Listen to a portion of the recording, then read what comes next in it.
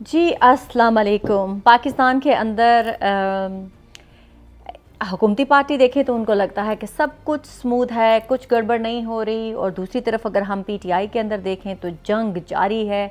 हमारी अदलिया versus agencies हमारी जो हैं उसके दरमियान भी ऐसा लग रहा है कि जैसे जंग जारी है। ये जंग सिर्फ वन साइडेड ही नहीं है, ये जंग ऐसा महसूस होता है कि हर तबके के अंदर पाई जा रही है। हमारे बहुत सारे चाहने वाले, जो हमारे काजी फ़ाइज़ ईसा के चाहने वाले थे, वो जो है वो रोते करलाते बिलखते हुए नज़र आ रहे हैं, और दूसरी तरफ जो है काजी फ़ाइज़ ईसा के चाहने वाले भी बहुत सारे हैं जो ज़्यादातर हुकूमती पार्टी में पाए जाते हैं, वो उनको डिफेंड करते हुए नज़र आ रहे हैं। जो तसद्दुक़ जैलानी हैं, उनके बारे में कहा जा रहा है कि ये वही जज थे जो इमरान खान साहब ने एक वक्त में कहा था कि ये हमारे जनाब जो पाकिस्तान के सदर होंगे उसके लिए कैंडिडेट हैं। बहरहाल पाकिस्तान के अंदर जो कुछ भी हो रहा है ये बड़ा मायने खेज़ हो रहा है। पाकिस्तान में ऐसा लग रहा है क्योंकि एक पहले प्याली में तूफ़ान था इलेक्शन से पहले कि हर कोई जो है वो उसके स्टेक्स हाई थे कि पता नहीं क्या होगा। अब ऐसा लग रहा है कि सबको कुछ ना कुछ मिल गया है और वो डाई डाउन हो गए हैं, और अब ब्राय नाम जो है वो अपने आप को ज़िंदा रखने की कोशिश की जा रही है। पाकिस्तान जुडिशरी के अंदर क्या होने वाला है मैं लास्ट ईयर से बता रही थी, अब तो उसकी जो है वो नेक्स्ट एपिसोड ही चल रही है।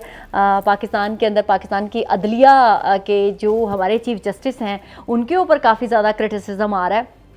हमारे जो चीफ जस्टिस काजी फ़ाइज़ ईसा है उनके बारे में लोग कह रहे हैं कि खोदा पहाड़ निकला चूहा।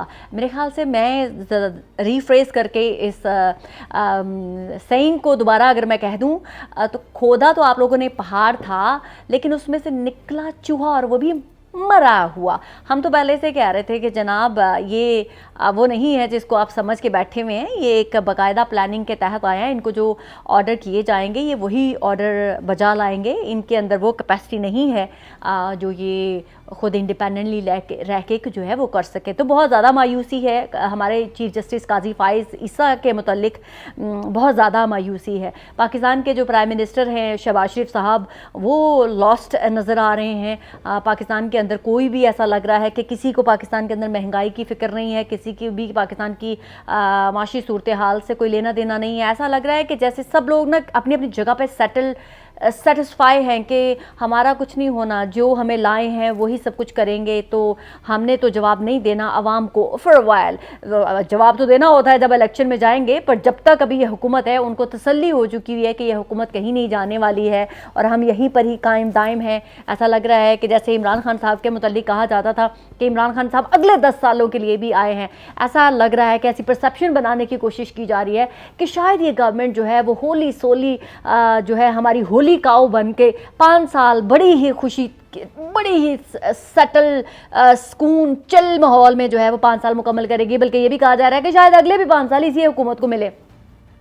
मैं यहाँ पर ये कहना चाहूँगी कि जब भी आज तक पाकिस्तान में कोई भी हुकूमत आई है, आप यकीन माने वो यही समझ के आई है कि हम लोग सेम पेज पे हैं, हम पाकिस्तान की इस वक्त सबसे ताकतवर हुकूमत हैं, हमारे हर इदारे के साथ बड़े अच्छे जो है वो गुडी गुडी हो रहा है, लिप लॉक हुए हुए हमारे, और हमें कोई नहीं निकाल सकता ये वो बोला। फिर पता नहीं क्या होता है कि इतनी मजबूत हुकूमत एकदम से दीवार वो भी रेत की बन के बिखर जाती है और पता भी नहीं चलता कि कहाँ से कौन आया और किसने आके किसको टक्कर मारी और धड़ाम से सारा कुछ रेजा रेजा हो गया। तो लिहाजा जो भी अभी इस वक्त हुकूमत में है मैं उनके लिए बस इतना ही कहूँगी कि ज़रा संभल के, बेशक आप जिनके कंधों पर चढ़ के आए हैं, लेकिन अगर जब तक आप कुछ करेंगे नहीं वो आपके अपने कंधों पर ज़्यादा देर तक रखेंगे नहीं, क्योंकि नेचर का भी एक कानून है ना कि जो बोझ और लाशें बन जाते हैं फिर उनको ज़्यादा देर तक लेकर चला नहीं जा सकता और उनको कहीं ना कहीं कंधों से उठाकर फेंका जाता है। तो लिहाजा ये हुकूमत का सर्वाइवल भी इसी में है कि ये लोग पाकिस्तान की आवाम को रिलीफ दें, पाकिस्तान की इकॉनमी को स्टेबल करें, पाकिस्तान को इंटरनेशनल दुनिया में जो है वो पॉजिटिव इमेज जाए, तभी ये हुकूमत का सस्टेन करना मुझे नज़र आ रहा है। अदरवाइज़ अगर आप लोगों को ये लग रहा है कि ये हुकूमत कुछ नहीं करेगी, बिना कुछ किए ही 5 साल मुकम्मल कर लेगी, तो मुझे दिल्ली दूरस्त नज़र आ रहा है। ऐसा बिल्कुल भी होने नहीं जा रहा, क्योंकि हमारी प्यारी लाडली खूबसूरत माशाल्लाह सदाबहार एस्टैब्लिशमेंट जो है, उनके लिए भी कोई भी चीज़ खुरफ़े आखिर नहीं होती, और ना ही उनके लिए सामने कोई भी ऑप्शन आखिरी ऑप्शन होता है। वो कब कहाँ किसको कौन सा ऑप्शन बना लें और कौन से ऑप्शन को कहाँ उठाकर बाहर फेंक दें, वो खुद भी जो है देखने वाले को हैरान कर सकते हैं। तो लिहाजा जो एकदम से हमारे जजेस के अंदर ये सब कुछ हो रहा है, आप इसको इतना इजी मत लें। शहबाज शरीफ साहब डेफिनेटली जो कर रहे हैं वो अपने मफादात के लिए कर रहे हैं। काजी फाइज़ ईसा के ख़िलाफ़ जो अब एकदम से इतनी ज़्यादा कंट्रोवर्सी हो रही है, तो आपका क्या ख्याल है कि वो ऐसे शुरू हो गई है? बहुत सारे लोग डिसअपॉइंट भी हुए हैं जस्टिस काजी फाइज़ ईसा से, उसमें कोई दो राय नहीं है, लेकिन बहुत सारे ऐसी भी चीज़ें शामिल हैं। आपको क्या लगता है जस्टिस काजी फाइज़ ईसा अगर 3 साल की एक्सटेंशन ले लेते हैं, तो जो आने वाले हमारे चीफ जस्टिस हैं मंसूर अली शाह, क्या उनको बुरा नहीं लगेगा? क्या उनका दिल छोटा नहीं होगा? जस्टिस एजाजुल हसन की तरह हर कोई रिज़ाइन दे के घर तो नहीं चला जाएगा। वैसे तो मैं उस हक में भी नहीं थी, जस्टिस एजाजुल हसन को रिज़ाइन देना ही नहीं चाहिए था, उनको रहना चाहिए था, फाइट बैक करना चाहिए था। बट खैर, हर बंदे की अपनी अपनी नेचर होती है, वो चले गए। पर मुझे ऐसा नहीं लगता कि मंसूर अली शाह जो हैं वो इतने आराम से अपनी अगर स्पेस जारी होगी तो वो चुपके से गली से, पतली गली से निकल के जो है वो चले जाएंगे। हमारी एस्टैब्लिशमेंट क्या सोच रही है, ये बहुत इंपॉर्टेंट चीज़ है। मैं अभी इसके ऊपर अभी लब कुशाई नहीं करूँगी, लेकिन आपको बहुत जल्द पता चल जाएगा। मैंने तो आपसे कह दिया था, मैंने तो लास्ट ईयर भी एक स्टोरी ब्रेक की थी कि हमारे जस्टिस काजी फाइज़ ईसा को कैसे कहाँ प्रोलॉन्ग कर पाएंगे, वो आप लोगों को पता चल जाएगा। और अभी आप ज़बान ज़द-ए-आम पाकिस्तान के मेन नेशनल मीडिया के ऊपर ये खबरें चल रही हैं कि पाकिस्तान की हुकूमत ने जस्टिस काजी फाइज़ ईसा के लिए तमाम पेपर वर्क कंप्लीट कर लिया है।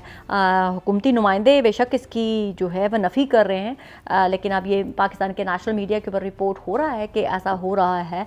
अब अल्लाह देखे, अब हम तो यही कह सकते हैं कि अब आगे देखें कि क्या होना है क्या नहीं होना है। बहरहाल अभी बहुत सारे मज़ेदार से किस्म के इवेंट्स होना बाकी हैं। मियाँ साहब ने भी थोड़ा सा लगता है झाड़ बाड़ के अपने आप को दोबारा से किया है कि नहीं मैं कोई नहीं लंदन जाना, खबरदार तुसी जेड़ा तासुर दे दिता है कि मैं लंदन जा रहा, मैं लंदन नहीं जा रहा, तो वो करने की कोशिश की है मियाँ साहब ने। लेकिन खैर मियाँ साहब ने लंदन तो आना है। फ़िलहाल वो उम्रा उन्होंने पोस्टपोन किया है, अपना आखिरी अशरा वो जो हमेशा सऊदीया में मनाते थे, जाते थे, वो उन्होंने किया। लेकिन अल्टीमेटली मियाँ साहब ने लंदन तो आना ही है। उनकी बेटी जो है मरियम नवाज शरीफ साहिबा, वो मुझे भाग दौड़ तो करती हुई बहुत नज़र आ रही हैं, लेकिन प्रैक्टिकली मुझे कुछ होता हुआ नज़र नहीं आ रहा। पता नहीं क्यों अभी तक मरियम नवाज शरीफ साहिबा ने अपने 30 डेज़ बस ऐसे ही गुजार लिए हैं। कोई इम्प्रेसिव काम नहीं हुआ। लोगों से जाना, लोगों से ज़बरदस्ती गले मिलना, मरियम नवाज शरीफ साहिबा इतना अच्छा नहीं होता। बस ठीक है आप जा रही हैं, एक नाइस जेस्चर दे रही हैं, लोगों को गले लगा रही हैं, हक कर रही हैं, लेकिन मरियम नवाज शरीफ साहब लोगों को टेम्परेरी गिफ्ट देकर आप क्या कर रही हैं? आप उनको परमानेंट सोल्यूशन निकालें हमारे गरीब, मेरे गरीब बहन भाइयों के लिए, ताकि वो आपके जाने के बाद भी आपका नाम लेते रहें। ये जो आप गिफ्ट दे रही हैं लोगों को, जाके उनके घरों में पहुँचा रही हैं, आप चंद घरों में चली जाएंगी तो जो बाकी घर नहीं जा सकेंगी उनका क्या? उनका कौन वाली वारिस होगा? मरियम नवाज शरीफ साहिबा हमारी मैडम सीएम साहिबा, तो मेरी आपसे बार बार एक गुजारिश है कि आप ये तो कर रही हैं तो ठीक कर रही हैं, लेकिन मैं बार बार आपसे ये कह रही हूँ कि गिफ्ट देकर लोगों को टेम्परेरी जो है वो ना करें। लोगों के लिए परमानेंट सोल्यूशन निकालें। जो हमारी माएँ बहनें गरीब हैं, जो हमारे भाई बहन गरीब हैं, जो जिनके घरों पे छत नहीं है, जिनके सरों पर, उनके लिए कोई परमानेंट सोल्यूशन निकालें, ताकि वो आपको हमेशा के लिए दुआएं देते रहें। ये गिफ्ट तो 2-4 दिन के हैं। आपने 2000, 5000, 10,000 रुपया दे दिया होगा, 20,000 दे दिया होगा उनको, वो कितने दिन चलेगा? आपको पता है महंगाई का दौर है, इसमें तो ज़्यादा दिन तक चल भी नहीं सकता है, तो वो ज़्यादा सस्टेन नहीं कर सकेगा। तो आपको बार बार यही कह रही हूँ कि सोल्यूशन जो है वो आप जरा दूसरे वाला और सॉलिड वाला निकालें। दूसरी तरफ इमरान खान साहब के पार्टी के अंदर जंग जारी है। अरे हर कोई लड़ रहा है। वो शेर अफजल मरवत के ख़िलाफ़ हेट कैंपेन चलाई जा रही है। शुएब शाहीन जो कल तक कह रहे थे कि आईएसआई के टाउट हैं, शेर अफजल मरवत, बैरिस्टर गोहर एंड उमैर नियाजी, ये बाय द वे वही तीनों हैं जो जेल के अंदर से नाम आए थे। और शुएब शाहीन ने तो ये तक कह दिया कि इमरान खान ने कहा था कि आईएसआई का पूरा कब्जा है हमारी अडयाला जेल के ऊपर। ये 2 नाम जो है ना उन्होंने दिए हैं सुपरिटेंडेंट ने, और एक नाम जो है वो फिर इमरान खान ने ज़बरदस्ती दे दिया। मतलब शुएब शाहीन कहना चाह रहे हैं उनकी अपनी मुलाकात नहीं हुई है by the way Imran Khan से, और वो ये प्रूव करना चाह रहे हैं कि जो अंदर से 3 नाम आए हैं, जो इमरान खान ने भी खुद नाम दिया है, वो आईएसआई का टाउट है ताने तीनों के तीनों। आई एम अमेज़्ड के पाकिस्तान तहरीक इंसाफ के अंदर हर शख्स एक दूसरे को आईएसआई का टाउट करार देने की दौड़ में लगा हुआ है। मैं आप सबसे एक सवाल पूछती हूँ कि कल खिलांग को अगर इमरान खान जेल से बाहर आते हैं और अगर वो पाकिस्तान की पाक अफवाज के साथ चलकर आगे चलने का अज़म करते हैं, तो क्या फिर ये पाकिस्तान के जो अभी नौनिहाल जो बने हुए हैं लीडरान, जिनके आपस में फेम की जंग लड़ी जा रही है, वो क्या इमरान खान को भी फौजी टाउट कहेंगे? क्या वो इमरान खान को भी कहेंगे कि जी ये आईएसआई के टाउट है? तो ये मुझे ऐसा लगता है कि फेम हंग्री हैं ये सारे के सारे जो पीटीआई के अंदर हैं, बिकॉज ये वो लोग हैं बेचारे जिनको कभी कोई शनाख्त ही नहीं थी जिनके पास। खैर पीटीआई को जो छोड़ के गए हैं पहले भी उनके पास कोई शनाख्त नहीं थी, इमरान खान की वजह से उनको शनाख्त मिली थी। और इमरान खान को की पार्टी नहीं थी पहले, तो वो पाकिस्तान के पॉलिटिकल सिस्टम के अंदर सर्वाइव ही नहीं कर सकते थे क्योंकि उनका कोई लेना देना नहीं था, एक्सेप्टेबिलिटी ही नहीं थी। अब इमरान खान की वजह से वो आए और फिर वो छोड़ के भी चले गए, लेकिन उसके बावजूद फिर नए लोग आए। और अब ये नए लोग जो है ना, ये टिकटॉक की मतलब के फेम में, टिकटॉक के सोशल मीडिया के लस्ट, उसकी मोहब्बत में बहुत ज़्यादा इन्वॉल्व है जो पीटीआई के लोग हैं। इनको लगता है कि जो जितना मशहूर होगा ना वो उतना बड़ा लीडर होगा। और भाई सियासत जो है वो ग्राउंड पर होती है, टिकटॉक पे नहीं होती, ट्विटर स्पेसेस में नहीं होती है, यूट्यूब के अंदर नहीं होती है। जो असल सियासत होती है वो ग्राउंड पर होती है, और ग्राउंड पर निकल कर दिखाना पड़ता है, पब्लिक में रहना पड़ता है और पब्लिक में रह के बताना पड़ता है कि हम सियासत कर रहे हैं। अरे टिकटॉक ये तो वो लोग होते हैं बेचारे जिनका प्रैक्टिकली ज़िंदगी के अंदर कोई नाम नहीं होता, और बहुत सारे जो लोग बैठे होते हैं वो मिल मिला के जब देखते हैं तो वो देखते हैं कोई चीज़ वायरल हो गई तो वायरल हो गई। ऐसी चीज़ों का पाकिस्तान की या दुनिया की किसी भी सियासत का इससे कोई लेना देना नहीं होता।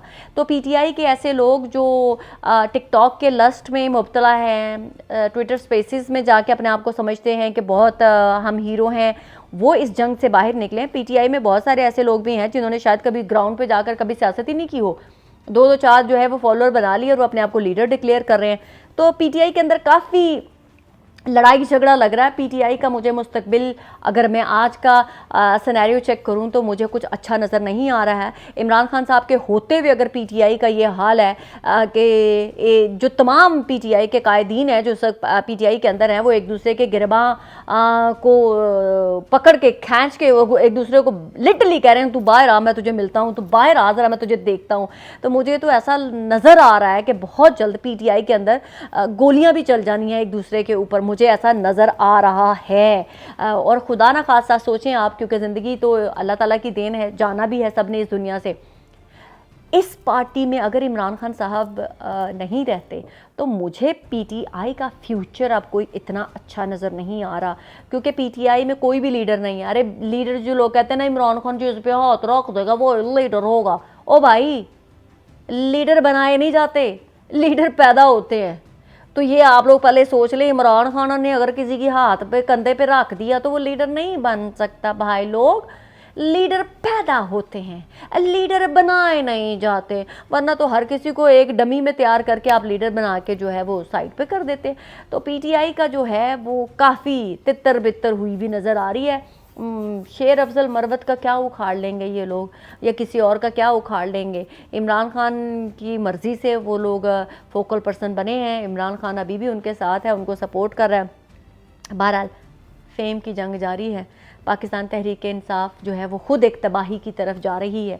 बेचारा इमरान खान, मुझे इमरान खान के लिए पिटी ही फील हो रहा है, क्योंकि मैं पहले दिन से मेरा बड़ा फर्मली बिलीव था कि ये जो कुछ भी हो रहा है ये इमरान खान की वजह से हो रहा है। इसीलिए मैंने हमेशा एक बात की है कि मुझे पीटीआई में कोई भी ऐसी चीज़ नज़र नहीं आती कि इस पार्टी को सपोर्ट किया जाए, क्योंकि इस पार्टी में आने वाला हर शख्स फ्रॉडिया है। चालाक है, फेम हंग्री है, वो किसी तरह से पॉपुलर होना चाहता है, इसको कहीं और बेहतर अपॉर्चुनिटी मिलेगी तो ये वहाँ चले जाएंगे। तो इमरान खान का नाम है, जब तक ये मज़े कर रहे हैं इमरान खान का, तो ये लोग भी आपको कहीं पाकिस्तान की सियासत में दूर दूर तक भी नज़र नहीं आएंगे। और अगर आएंगे तो आप यकीन माने, मेरी बात ये याद रखिएगा, कभी भी ये इस पार्टी में बैठे हुए नज़र आएंगे, कभी उस पार्टी में बैठे हुए नज़र आएंगे, कभी उस पार्टी में बैठे हुए नज़र आएंगे। तो पाकिस्तान तहरीक इंसाफ टूट फूट का बहुत ही बुरी तरह से शिकार है। पाकिस्तान जिंदाबाद।